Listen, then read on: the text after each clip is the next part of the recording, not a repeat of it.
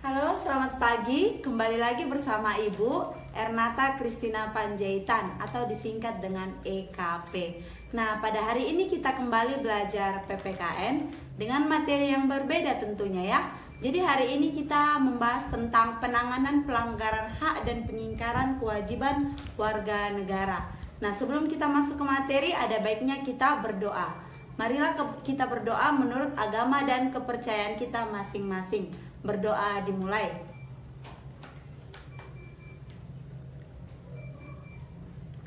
Berdoa selesai. Baik, kita lanjut ke materi kita. Minggu lalu kita sudah belajar tentang kasus pelanggaran hak dan pengingkaran kewajiban warga negara. Nah, pada pertemuan hari ini kita akan masuk ke penanganan pelanggaran hak dan pengingkaran kewajiban warga negara. Baik, sebelum kita masuk ke materi, ada baiknya kita terlebih dahulu memasuki kompetensi dasar dan indikator pembelajaran pada hari ini. Nah, adapun kompetensi dasar kita pada hari ini ada dua, yaitu 3.1, menganalisis berbagai kasus pelanggaran hak dan pengingkaran kewajiban warga negara.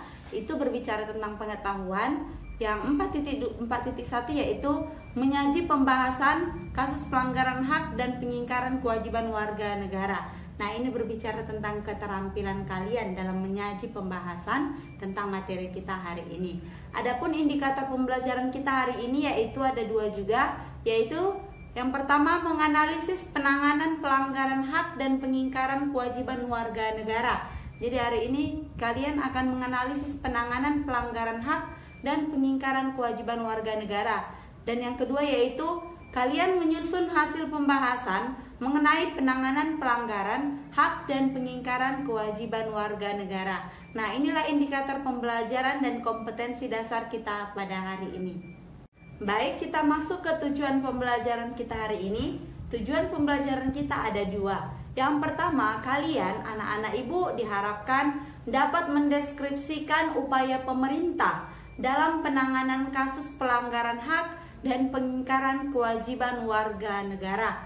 Dan yang kedua yaitu kalian anak-anak ibu dapat membangun partisipasi masyarakat dalam pencegahan terjadinya pelanggaran hak dan pengingkaran kewajiban warga negara di Indonesia. Jadi inilah dua tujuan pembelajaran kita hari ini yang akan kalian capai. Baik, kita masuk ke materi kita yang pertama, yaitu mengenai upaya pemerintah dalam penanganan kasus pelanggaran hak dan pengingkaran kewajiban warga negara. Nah, yang pertama kita bahas yaitu upaya pencegahan yang dilakukan untuk mengatasi berbagai kasus pelanggaran hak dan pengingkaran kewajiban warga negara. Yang pertama yaitu supremasi hukum dan demokrasi yang harus ditegakkan. Pendekatan hukum dan pendekatan dialogis itu harus dikemukakan dalam rangka melibatkan partisipasi masyarakat dalam kehidupan berbangsa dan bernegara. Jadi para pejabat negara yang memegang penegak hukum, para aparat negara penegak hukum itu harus memenuhi kewajiban dengan apa? Dengan memberikan pelayanan yang baik dan adil kepada masyarakat. Selanjutnya, aparat penegak hukum itu juga memberikan perlindungan kepada setiap orang dari perbuatan yang melawan hukum dan menghindari tindakan kekerasan yang melawan hukum dalam rangka menegakkan hukum. Yang kedua yaitu mengoptimalkan peran lembaga-lembaga selain lembaga tinggi negara yang berwenang dalam penegakan hak dan kewajiban warga negara. Apa contohnya, Bu? Seperti KPK. Apa KPK? Apa KPK? Ada yang ingat?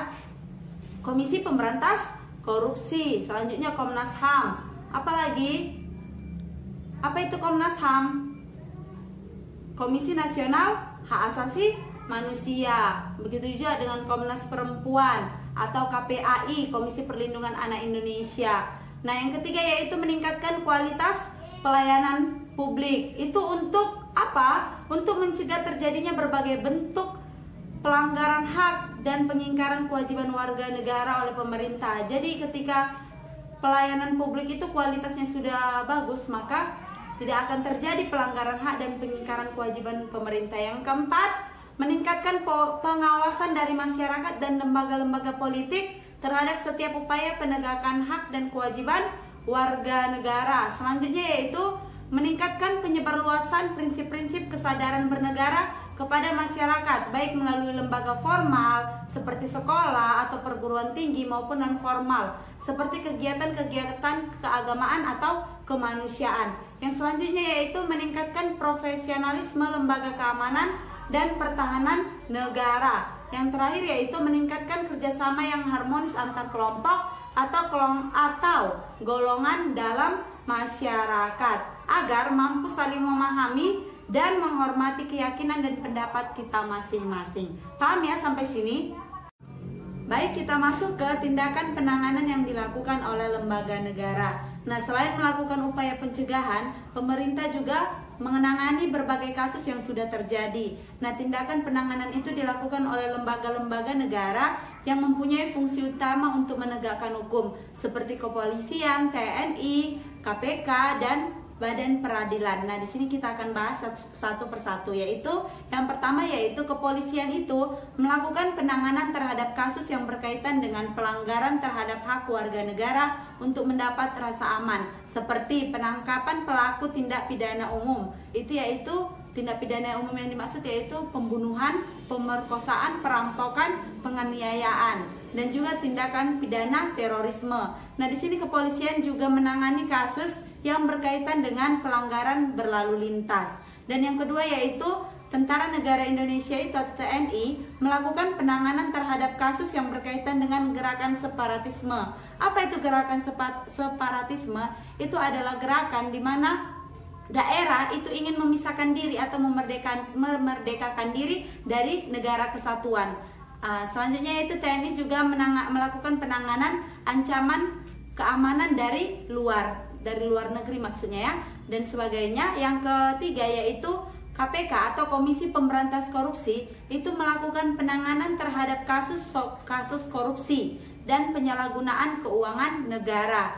Dan yang terakhir yaitu lembaga peradilan melakukan perannya untuk menjatuhkan vonis atas kasus pelanggaran hak dan pengingkaran kewajiban warga negara. Inilah beberapa tindakan dari penanganan yang dilakukan oleh lembaga negara kepada para pelanggar hak dan pengingkaran kewajiban warga negara. Baik, kita masuk ke materi kita yang terakhir, yaitu mengenai membangun partisipasi masyarakat dalam pencegahan terjadinya pelanggaran hak dan pengingkaran kewajiban warga negara. Jadi, upaya pencegahan dan penanganan pelanggaran hak dan pengingkaran kewajiban warga negara yang dilakukan oleh pemerintah itu tidak akan berhasil tanpa didukung oleh sikap dan perilaku kita sebagai warga negara yang harus mencerminkan penegakan hak dan kewajiban kita sebagai warga negara. Jadi kita sebagai warga negara dari bangsa dan negara yang beradab, itu sudah sepantasnya sikap dan perilaku kita itu juga mencerminkan sosok manusia yang beradab dengan selalu menghormati keberadaan orang lain. Jadi sikap kita ini dapat kita lakukan dalam perilaku kita di lingkungan, baik di lingkungan keluarga, sekolah, dan masyarakat maupun bangsa dan negara. Paham ya sampai sini? Baik, sampai di sini materi kita pembelajaran hari ini tentang penanganan dari pelanggaran hak dan pengingkaran kewajiban warga negara. Nah, Ibu harap kalian setelah mendengar video pembelajaran, kalian dapat mengerti dan memahami apa yang telah Ibu jelaskan dalam video ini, dan kalian dapat melakukan tugas kalian dengan baik dan benar. Oke, sebelum kita akhiri ada baiknya kita berdoa. Marilah kita berdoa menurut agama dan kepercayaan kita masing-masing. Berdoa dimulai.